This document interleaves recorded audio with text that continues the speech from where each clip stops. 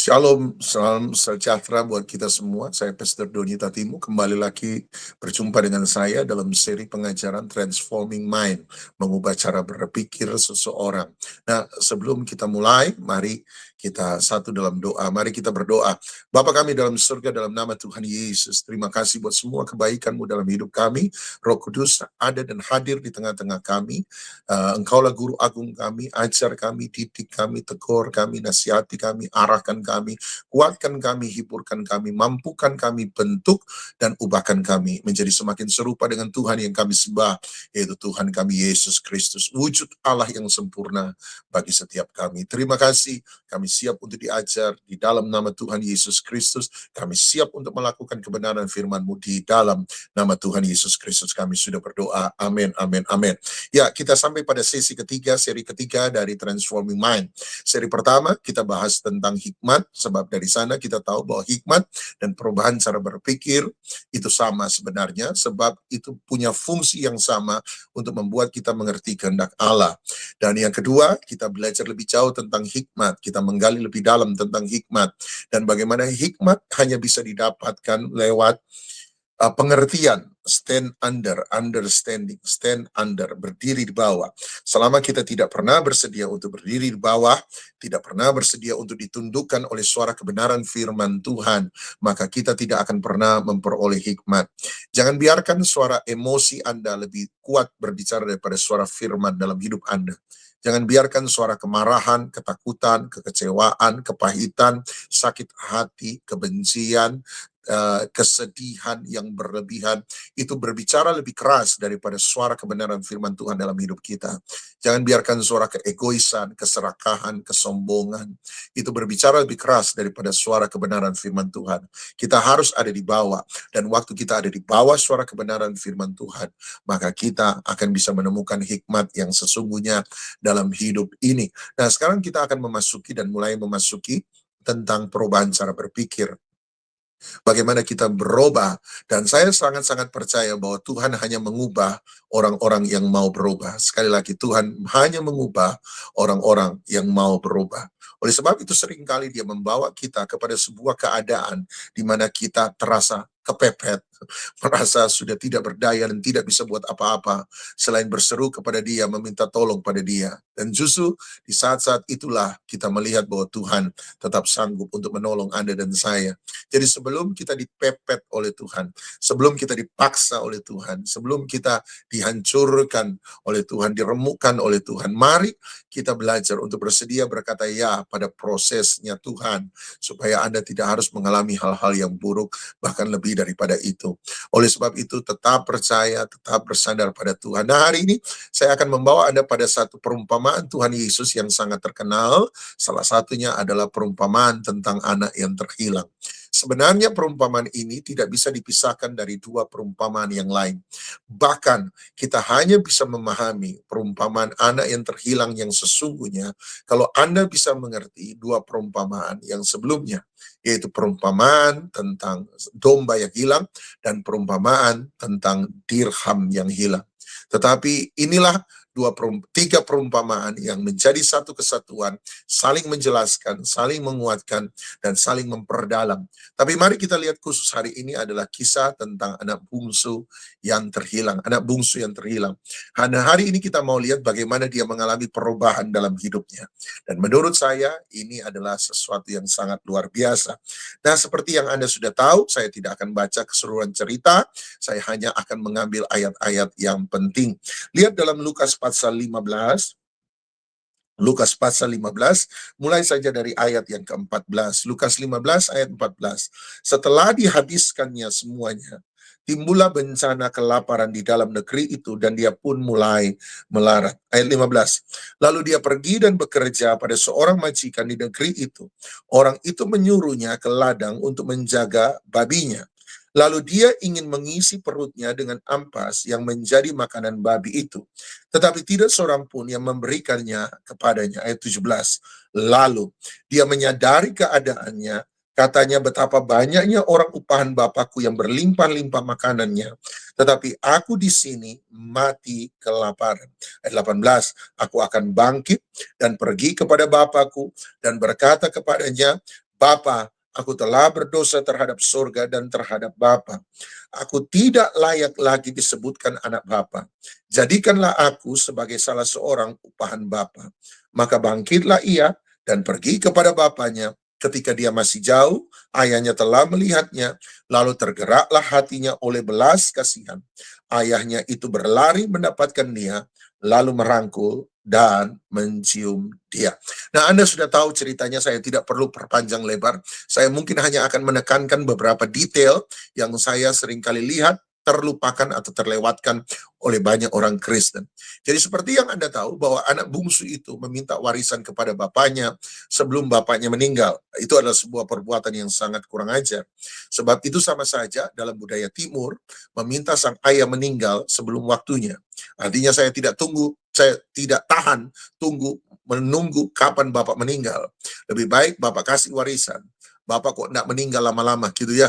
Bapak kok enggak cepat-cepat meninggal. Lebih baik saya minta warisan. Artinya dia berharap bahwa ayahnya mati cepat. Sang ayah kemudian membagi warisannya kepada dia. Dia pergi ke negeri yang jauh. Dia berusaha, ya, tetapi dia berfoya-foya. Artinya pengeluaran lebih besar daripada pemasukan.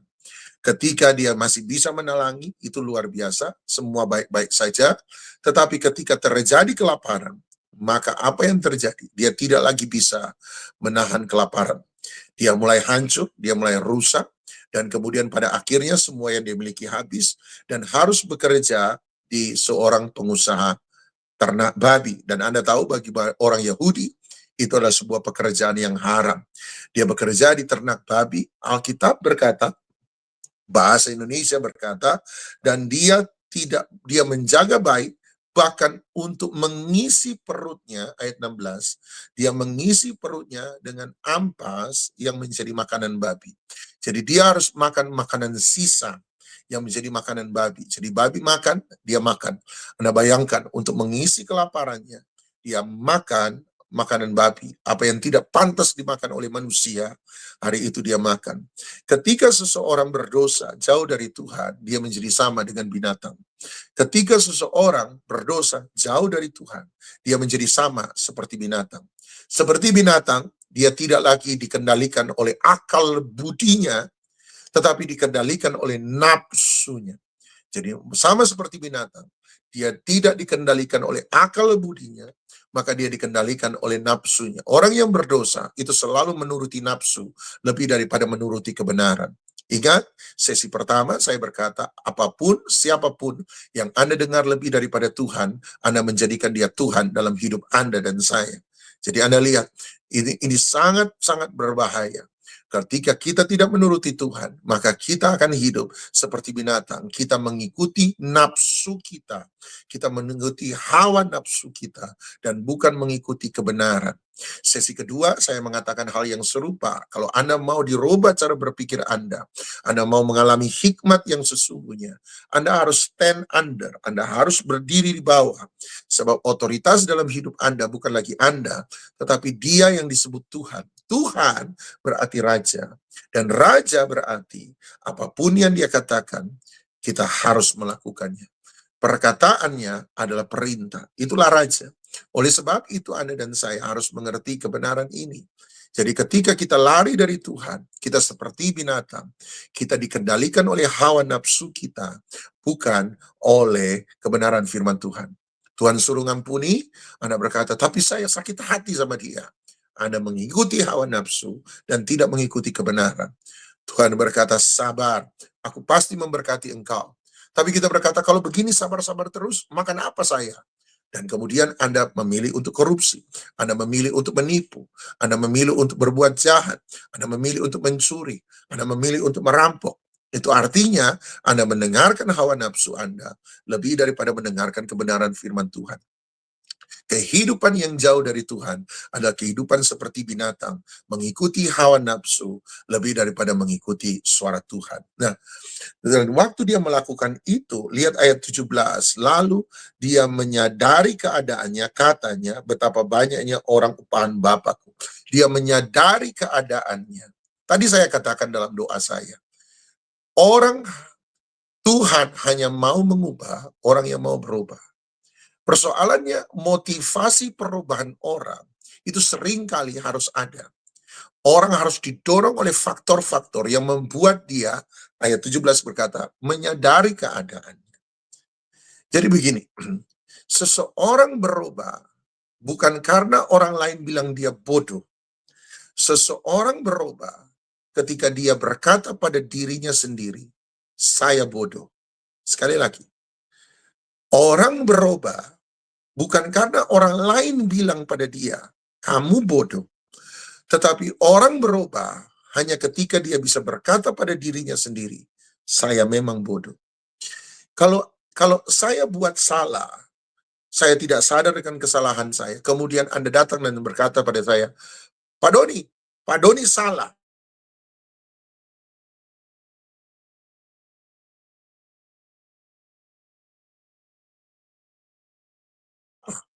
Saya buat salah apa? Gak apa-apa kok. Semua orang juga buat begitu kok. Semua orang. Pembenaran itu tidak sama dengan kebenaran.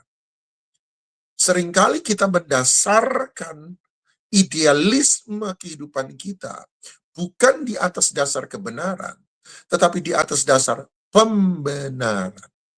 Saya suka lihat ada sepeda motor gitu ya, melawan arus gitu ya. Dan kalau ditangkap, dia berkata, loh, biasa rumah saya dekat situ kok, masuk gang situ kok. Orang-orang lain juga lewat situ kok. Anda lihat, dia menganggap pembiaran adalah sebuah pembenaran. Tetapi pembenaran, jangan lupa, itu bukan kebenaran.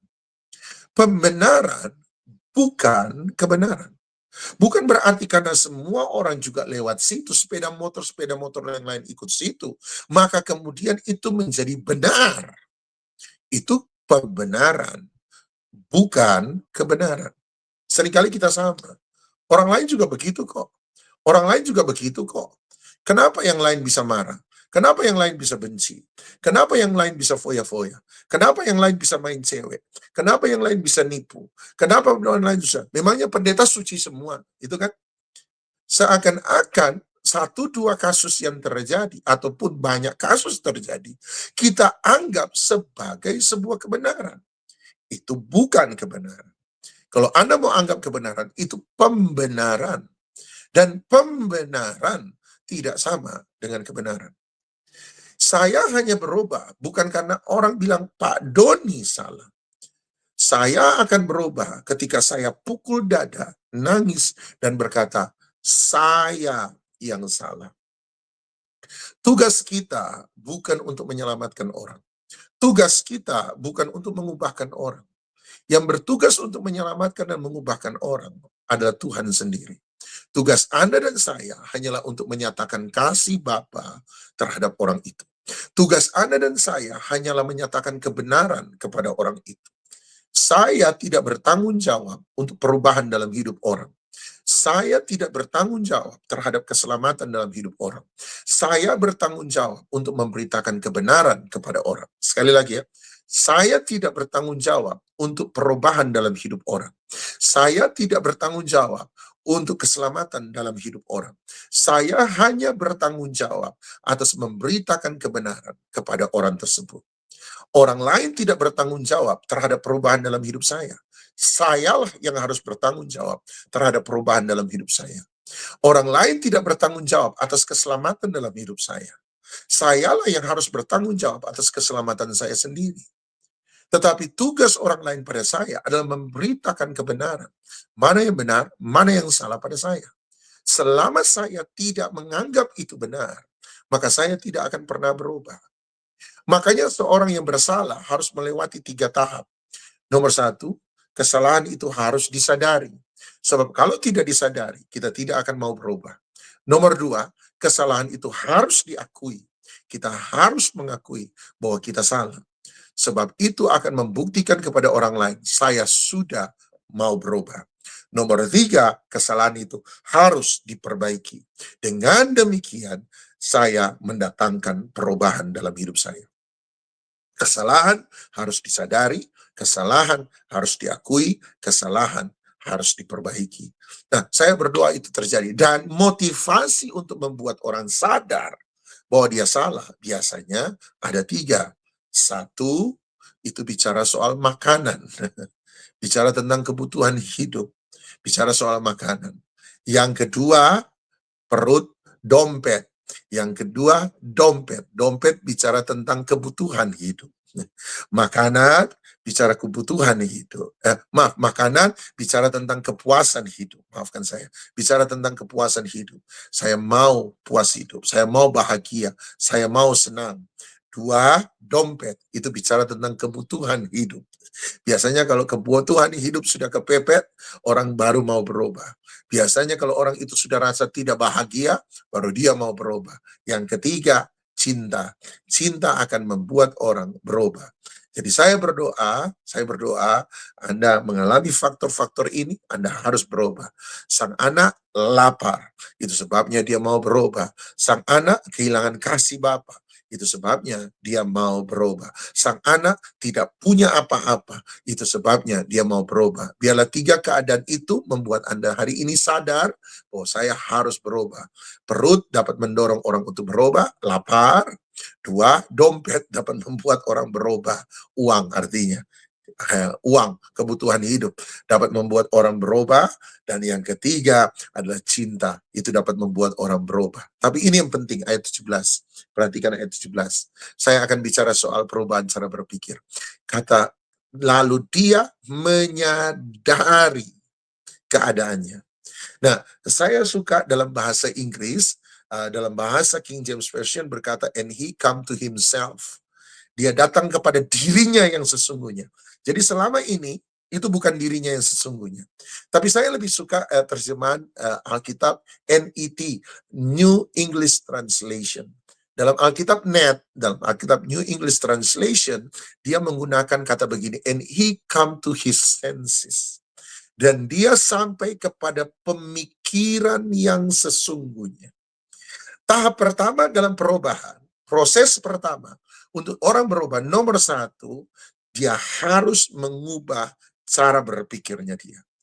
Perubahan cara berpikir adalah permulaan dari perubahan sebuah keadaan. Perubahan cara berpikir adalah permulaan dari perubahan sebuah keadaan. Keadaan hanya berubah ketika cara berpikir kita berubah. Albert Einstein, salah satu orang yang paling jenius di di abad yang lalu, pernah bilang begini, orang gila, kata Albert Einstein, orang gila adalah seseorang yang melakukan sesuatu dengan cara yang sama terus-menerus, tetapi selalu mengharapkan hasil yang berbeda. Albert Einstein berkata begini, orang gila adalah seseorang yang melakukan sesuatu dengan cara yang sama, terus-menerus, tetapi selalu mengharapkan hasil yang berbeda. Anda lihat berarti cara yang sama akan selalu memberi hasil yang sama. Sama, kita selalu berharap bahwa kalau kita melakukan sesuatu yang sama, maka hasilnya akan berbeda. Itu gila namanya, kata Albert Einstein. Kalau caramu sama, cara berpikirmu tetap sama, maka seumur hidup hasilnya akan tetap sama. Apapun yang Anda perbuat, hasilnya akan tetap sama. Ingat kata metanoia. Metanoia, menarik sekali. Metanoia dalam Alkitab pertobatan. Bahasa asli pertobatan metanoia artinya bukan perubahan kelakuan. Kata pertobatan, arti sesungguhnya dalam bahasa asli ada perubahan cara berpikir. Meta berubah, noia atau nous berarti cara berpikir. Bukan otak, tapi cara berpikir. Bukan pikiran, tetapi the setting of mind. Default system. Cara berpikir. Bukan hanya sekedar pikiran-pikiran, tetapi cara berpikir. Sistem berpikir kita. Itu yang harus berubah. Kalau sistem berpikirnya tidak berubah, maka apapun yang kita lakukan tidak akan pernah berubah. Makanya dalam Alkitab berkata pertobatan bukan perubahan kelakuan, tetapi perubahan cara berpikir. Sebab mencoba mengubah kelakuan tanpa pernah mencoba lebih dahulu mengubah cara berpikir, maka kita akan selalu kembali ke hidup yang lama. Setuju ya? mencoba mengubah kelakuan kita, tanpa pernah mencoba mengubah cara berpikir kita, maka kita akan selalu kembali ke hidup yang lama. Saya sudah lihat ada banyak orang Kristen ketika berkata saya bertobat dan mencoba untuk mengubah cara hidupnya. Tetapi 2 bulan, 3 bulan berjalan, tetapi setelah itu saya temukan, mereka akan selalu kembali ke hidup yang lama. Supaya pendeta tidak tahu, mereka pakai kamuflase. Rajin dalam melayani, mereka tidak merokok di dalam gereja, mereka merokok di luar gereja. Mereka tidak minum alkohol dalam gereja, mereka minum di belakang gereja. Di luar gereja, ada pendeta, mereka sembunyi rokok. Pendeta pergi, mereka pasang rokok. Anda lihat, waktu ada pendeta, mereka bilang tidak menipu. Kata-kata indah, pujian dan sanjung. Pendeta pergi, mereka tipu sana, tipu sini. Bahkan pendeta pun mereka tipu. Anda lihat ada banyak orang mencoba mengubah kelakuan tanpa pernah mencoba mengubah cara berpikir. Pada akhirnya selalu akan kembali ke hidup yang lama. Bahkan menurut saya lebih jahat daripada sebelumnya.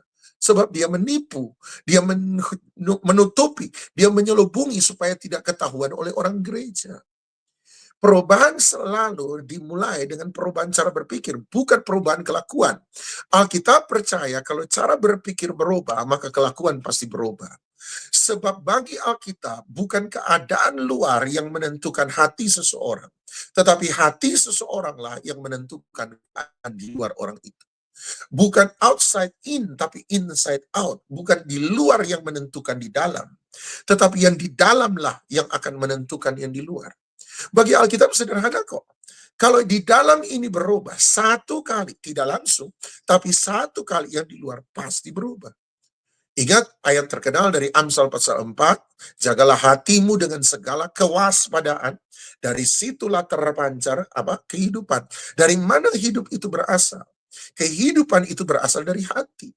Makanya the place of wisdom, saya katakan wadah dari hikmat, tempat hikmat itu hati.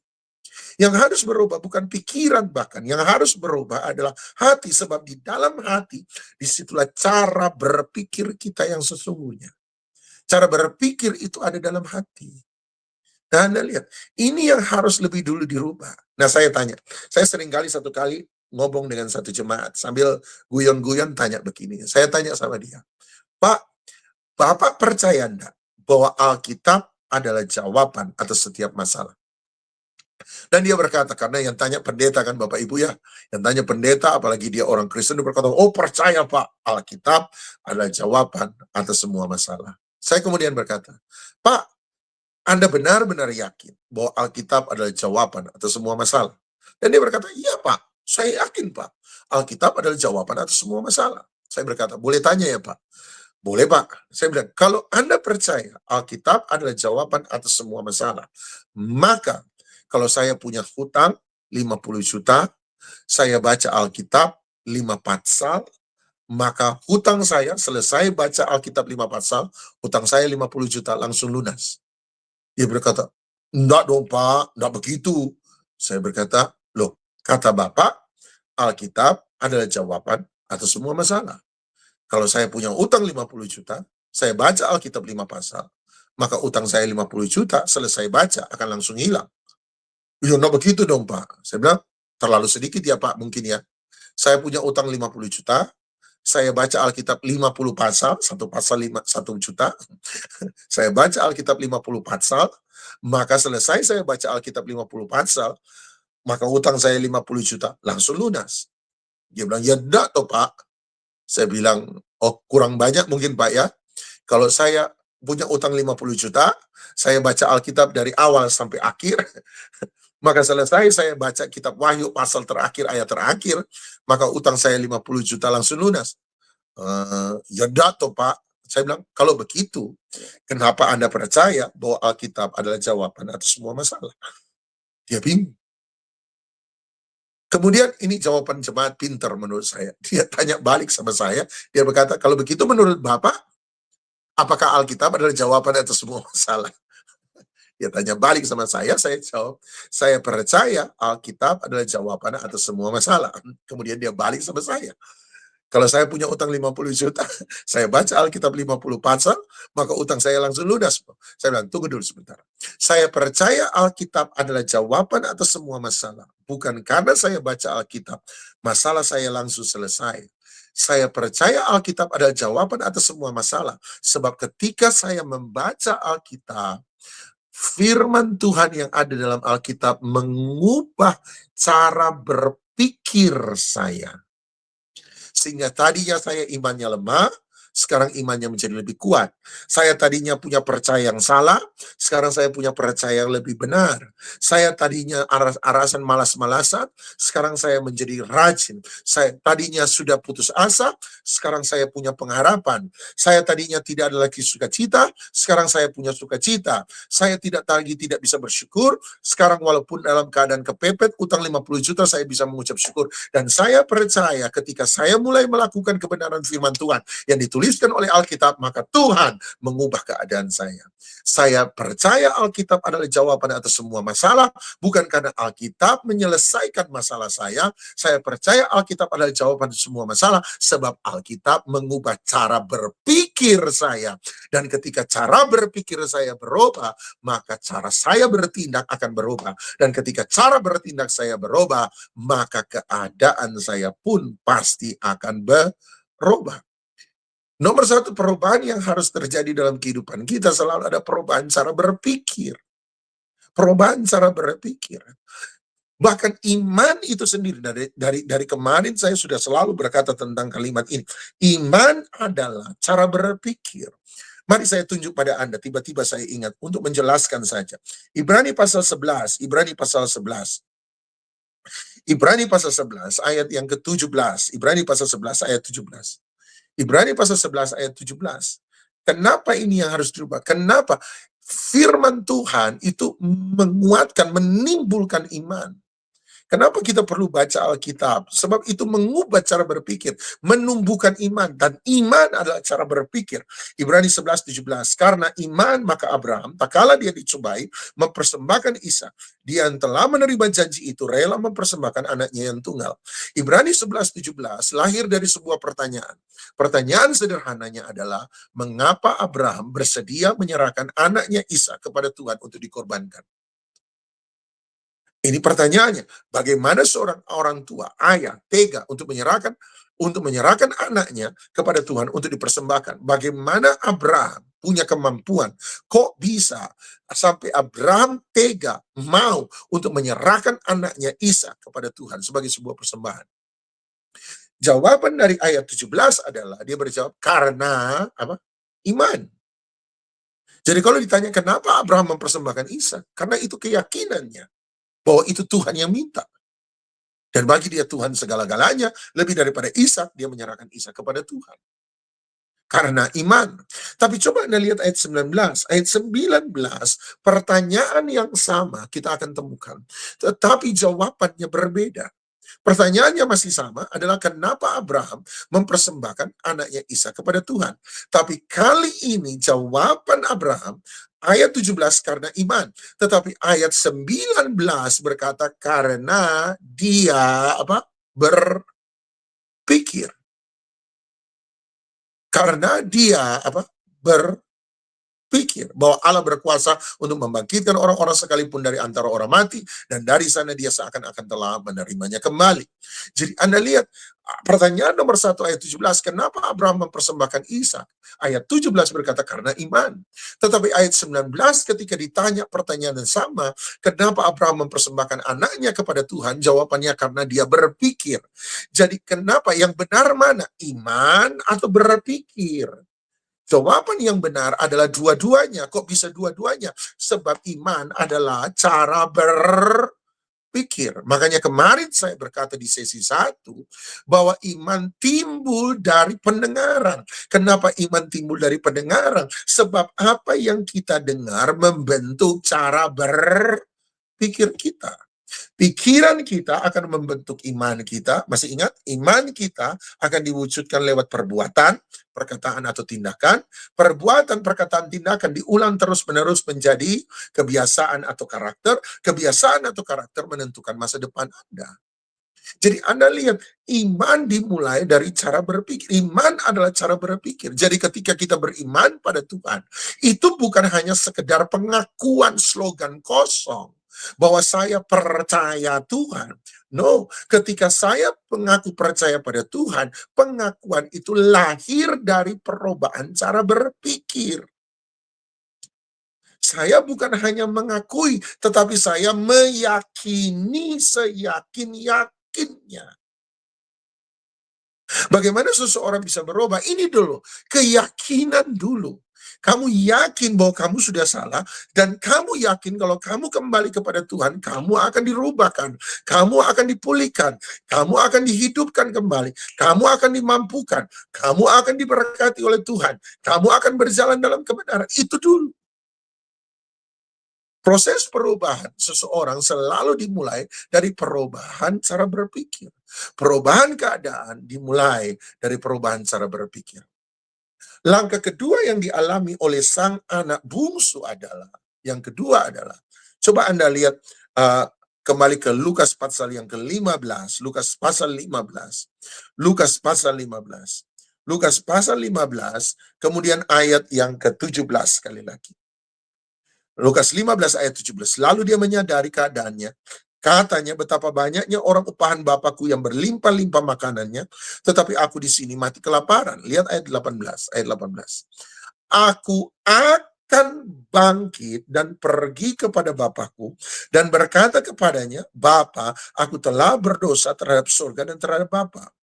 Aku tidak layak lagi disebutkan anak Bapa, jadikanlah aku sebagai salah seorang upahan Bapa. Ayat 20, maka bangkitlah ia dan pergilah kepada bapaknya. Ketika dia masih jauh, bapaknya telah melihatnya, lalu tergeraklah hatinya oleh belas kasihan dan seterusnya. Ayat 18, lihat langkah kedua untuk mengalami perubahan dalam hidup seseorang. Nomor satu, perubahan cara berpikir. Tapi nomor dua, dia berkata, aku akan bangkit. Kata akan, baru mau. Berarti langkah kedua untuk terjadi perubahan dalam hidup seseorang, Anda harus belajar mengambil sebuah komitmen. Aku akan bangkit. Aku akan melakukan ini. Aku akan melakukan itu. Aku akan mengerjakan ini. Ambil sebuah keputusan. Artinya, ambil keputusan. Ambillah sebuah keputusan. Sama-sama bilang keputusan. Perubahan cara berpikir hanya awal dari perubahan sebuah keadaan.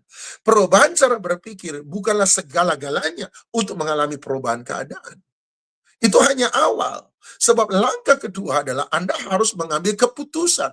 Kalau Anda sadar Anda salah, keputusan apa yang akan Anda ambil untuk memperbaiki kesalahan Anda? Itu kan ada banyak orang seringkali sadar salah, tetapi kemudian tidak pernah mengambil keputusan untuk keluar dari kesalahan.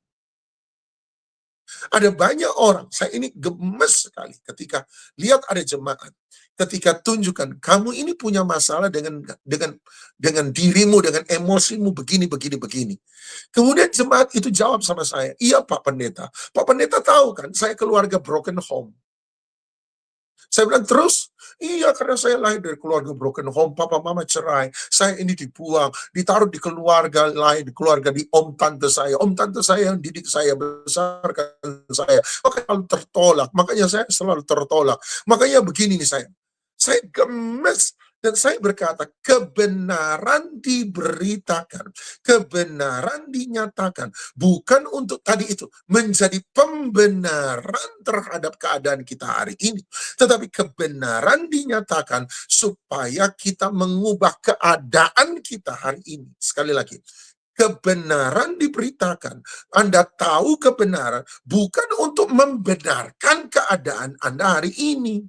Anda dan saya belajar kebenaran supaya kita bisa mengubah keadaan kita hari ini. Kalau sudah tahu bahwa berasal dari keluarga broken home, membuat engkau menjadi orang tertolak, terus apa yang engkau lakukan supaya engkau pulih dari penolakan itu?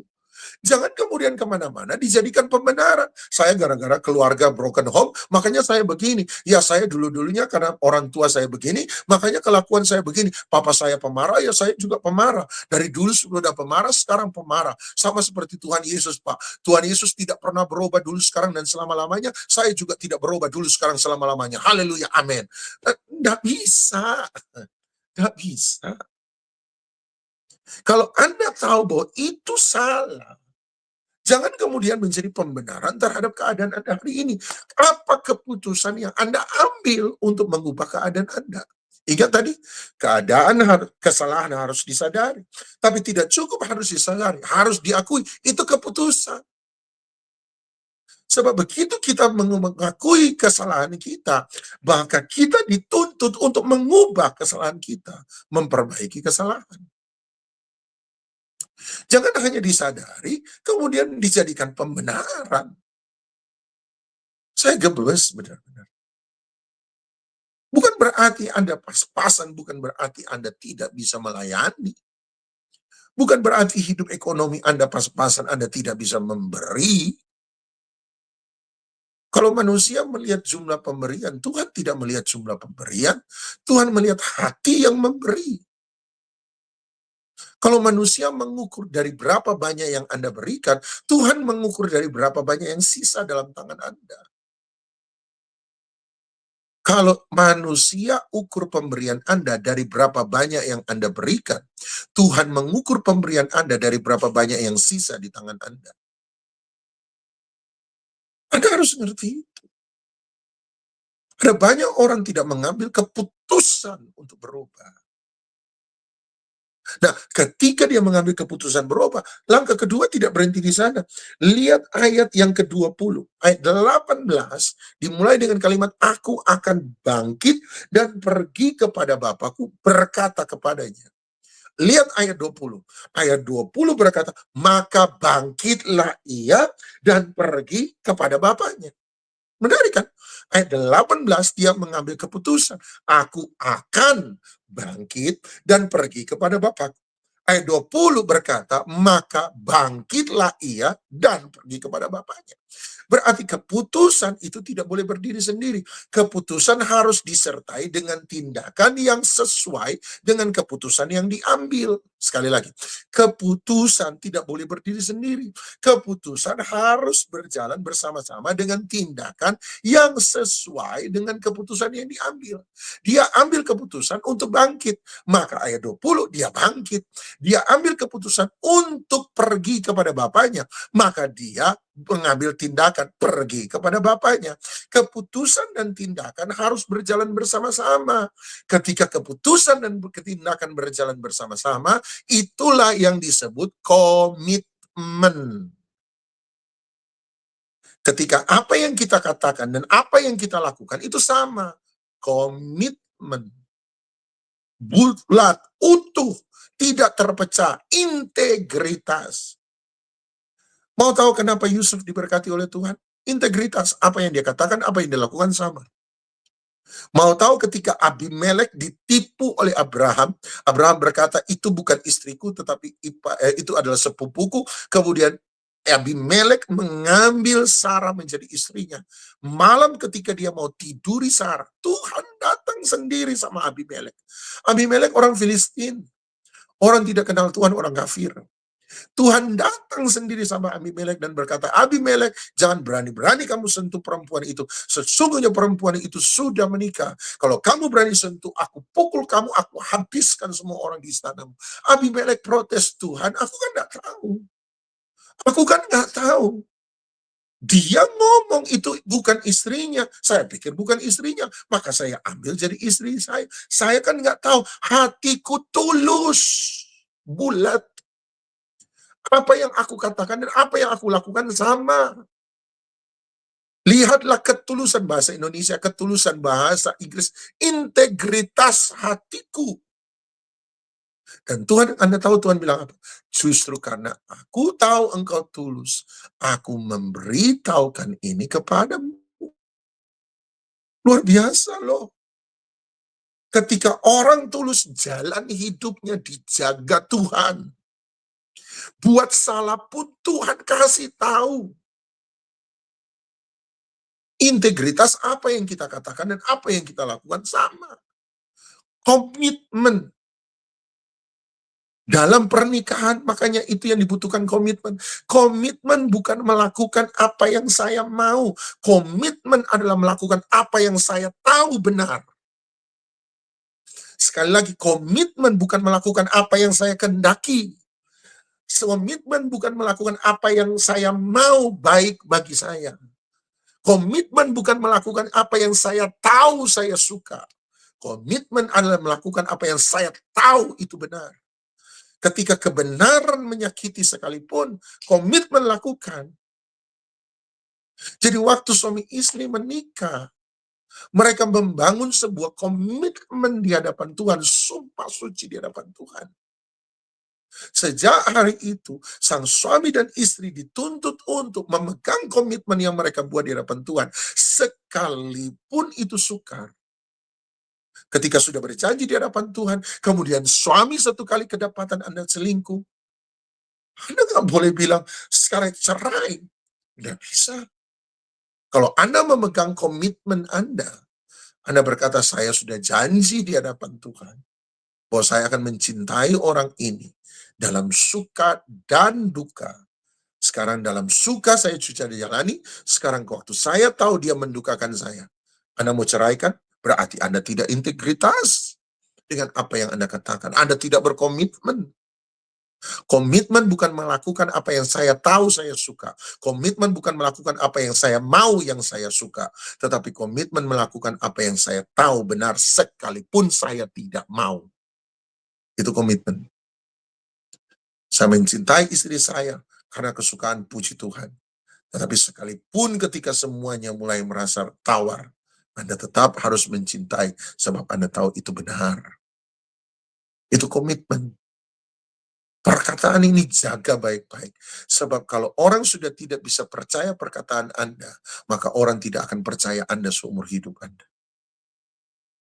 Tuhan membangun, bahkan Tuhan pun membangun reputasinya di atas perkataan firman. Ketiga dan terakhir, cara untuk berubah nomor satu, perubahan cara berpikir. Cara untuk berubah nomor dua, mengambil komitmen. Keputusan yang kita ambil dan tindakan yang kita buat harus berjalan sama-sama. Yang ketiga, dia kembali ke rumah bapaknya. Kenapa kembali kepada rumah bapaknya? Sebab Bapak itu bicara teladan. Ada banyak orang mau berubah.